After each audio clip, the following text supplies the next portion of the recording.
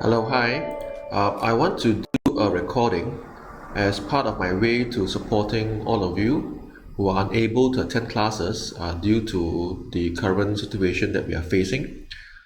And I received an email from some students concerning contract law, and I thought I'll just address this particular email where there were 3 questions asked. This is the first question that was asked in the email, and I thought it's best or easier for me to respond to that by way of this simple video record lecture. And it's a question on a topic, as you can see now, on promissory estoppel, asking whether or not is it true that the promisee can revert or go back to his original positions so long as he has given a reasonable notice and where it is equitable for him to do so. And there's also an example given here, right, in the question by the student. The good thing about actually having such kinds of online support or classes, I suppose, is that you could pause the video anytime, you could fast forward, you could slow down, you could rewatch it, right, to ensure that you get the full essence and benefit of the class. So to answer the question, it is actually found in your notes to show you now the relevant parts of the notes now. On page 60, you would want to turn to point 4.2 on the effect of promissory estoppel, and then you'll find the case of tool metal tungsten and high trees case, and where basically those are 2 cases dealing with how promissory estoppel will have what we call now a suspensory effect. And the word you see here now, suspensory, refers to where the original obligations of the parties are only suspended. It's not cancelled, it's not extinguished, and since the parties' obligations are only suspended, then you know the answer now. The answer therefore to the question is yes. It is possible now to then reactivate or to go back to your original position, right, to lift off the suspension. So that was the case of tool metal tungsten, and in fact even high trees case is similar as well in illustrating something similar to this effect. So the answer is that you are able to go back to your original position by giving reasonable notice. But on page 61, you find a case of Birmingham and District, where we then give this other view to say that the promise can become final and irrevocable. But that would be another scenario. That would be if the promisee or the parties cannot, it's impossible for them to revert or to go back to his original position. And so if the case like that, where it's impossible for the parties to go back to their original position, then therefore the promissory estoppel will now have this other effect, where as opposed to suspensory, it will now be extinctive. It will now extinguish all the rights of the parties, and therefore you can't go back to your original position.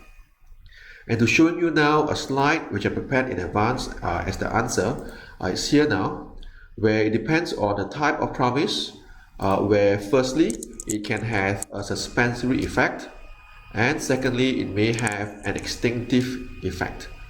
And by suspensory effect, it says here, or what I explained just now, that it suspends the obligations of the parties, and that by giving a reasonable notice, the parties can be restored to their original position. Example would be, of course, concerning such as if this is a payment of rental, where every month you must pay, where this is payment of a continual nature. This will be the situations or examples where it attracts this particular suspensory effect. So depending as to the type of promise, type of agreement.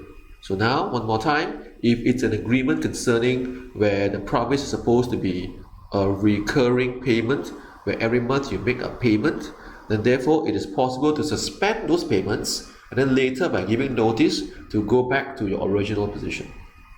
However, in relation to extinctive effect, where the parties are unable to be put back to the original position, then we will need to see whether in exam question the facts are different, such as where the facts show that their parties cannot be. It's impossible, right, for them to go back to their original position.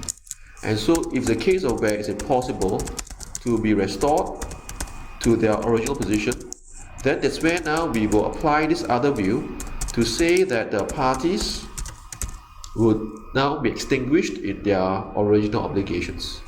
And here would be an example. The opposite of continual payment would be where it's a payment of a single debt, right? And this was the obiter view in D&C Builders and Rees. It's followed by a later case. The case name is found here. If you look at here, we find D&C Builders, and then here we find the case of Collier and P and MJ Wright. And so this is a case now that has also taken a similar view. And so I just add it here now for you in this slide. But the court says that it can have an extinctive effect. I will not email you this slide. You have the video. You could just pause the video and then take down notes. I think there's value, there's benefit in writing out your notes.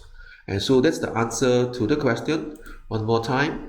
Right, the question is asking whether or not is it possible for the parties to go back to the original position, and based on the example given here, the answer is yes, because this is concerning now where they've agreed to pay by installment, right? Now then we have another situation where here another question asking concerning the case of raise select move in relation to part payment of debt, and also concerning the recent decision of MWB and what is the implication of the case, and whether or not would the principle of part payment, rather principle of practical benefit, be extended to a part payment of debt situation. So I put it in red now to highlight the main issue that the question is asking. Of course, so do we apply, right? Raise select move to say it would not apply, or instead do we apply MWB to say that it applies? Again, what I've done is that I prepared an additional extra advanced slide for you. Here is the answer, where there are two arguments. You must note that MWB has got two levels of judgment, at the Court of Appeal and at the House of Lords. And when the case went up to the House of Lords, they did not rule on practical benefit and on consideration. In other words, now they kept silent, and so this is something which was not addressed.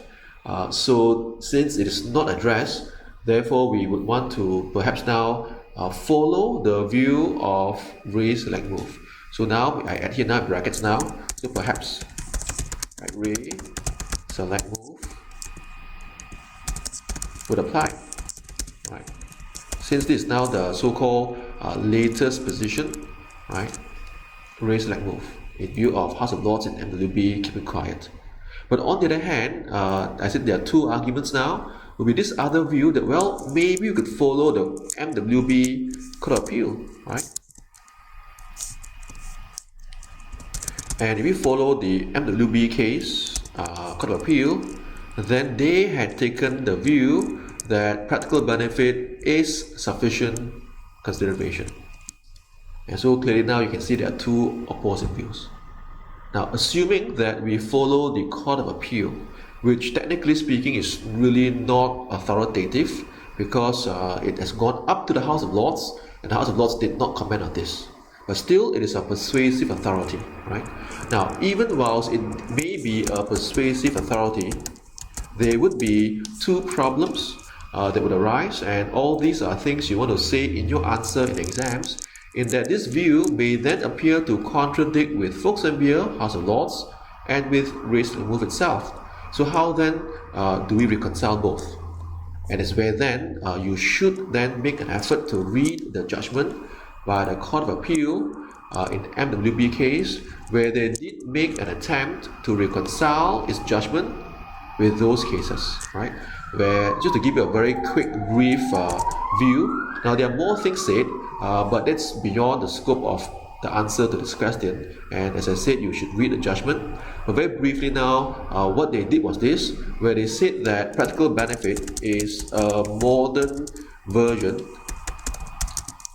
of the established exception.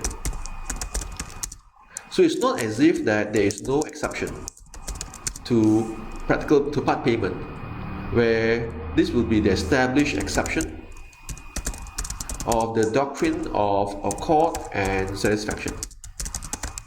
So during lectures or in your notes or in your readings, you may come across this particular doctrine known as a doctrine of accord and satisfaction, which is an exception, right, to part payment. And so all we are saying is this, that this is merely adding on to that doctrine of accord and satisfaction, which is an established exception already. And practical benefit is merely a modern version of that. Just to explain further now what is meant by this accord and satisfaction exception. That was the exception that says that if there is, say for example now, a gift of a horse, a hawk, or a robe, right?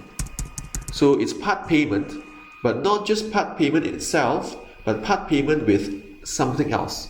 Part payment with a gift of a horse, a hawk, a robe. Those were the examples given by the judge in the case of Pinot's rule, actually, right? In the case of Pinot's rule, the case. And so they are saying that therefore this may also be a part payment, not just a gift, but part payment and practical benefit. So using that is how they now try to reconcile itself with Ray's Lagmove. And if following this view, then therefore this view where the answer is therefore part payment now perhaps is sufficient, right, as consideration. So this area is in a sense now not well settled, and that is why it's a good question, as well as a question that you want to be able to answer in the coming examination, which I suspect at some level you would need to discuss this. Right? With that, I arrive at the last question, and it's an easy one, dealing now with Section 6 of ACTA, and where Section 6 of ACTA regulates exclusion clauses in relation to where this is a breach of SOGA and SOGITA. And so the question asked now is, how about SOGASA? Whether or not would ACTA also apply to SOGASA? Right? And the answer is that if you look at Section 6 itself of ACTA, right, it clearly says so. It includes statutory implied terms. And this is therefore now including also not just SOGA, not just SOGITA, but SOGASA as well. Right? So the answer is yes, it does include SOGASA. So with that, I have finished answering the question, and I hope that you find this beneficial. If you do, maybe you can help me forward this video to your other friends whom you think may benefit from this lecture. Right? Okay then, thank you so much.